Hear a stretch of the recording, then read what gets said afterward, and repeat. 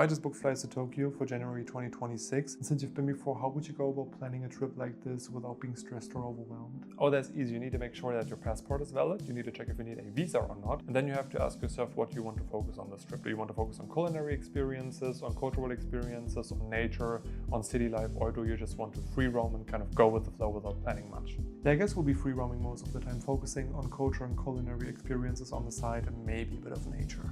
Sounds great. Next, you have to decide what your base city is going to be. Since you're landing in Tokyo, I'm assuming you're going to be staying in Tokyo most of the time, right? Oh, for sure. We'll be staying in Tokyo most of the time, but we also want to do a day trip or two and maybe visit another city as well. Sounds great. Now you need to get your essentials in check. You need to book your accommodation as soon as possible, book any tickets or passes as soon as possible, because the closer you get to going to Japan, the more expensive they are going to be. And in some cases, you might not even be able to get tickets on site if you don't purchase them, sometimes months in advance. Also, I'd recommend getting an IC card beforehand if you have the option to. If you have an iPhone, you can just download a digital one. If you have an Android, unfortunately you're out of luck, but an IC card is just going to make your first hours in Japan a lot more smooth and a lot more hassle-free. If you can't find one before your trip, doesn't matter that much, you can just purchase one at the airport. Next, I'd recommend learning some Japanese phrases. It's just going to make your experience a lot more special and a lot more authentic. Here are the 15 phrases that I deem to be the most useful. Is there anything else I need to know? Last but not least, Japan has everything you could ever need or want, so don't overpack your suitcase, leave some space for souvenirs, or just pack light to make switching between accommodations or switching between cities a lot more comfortable. Oh yeah, that's not going to be a problem for us. We decided to only bring a carry-on and a backpack each, so we are going to be traveling pretty light.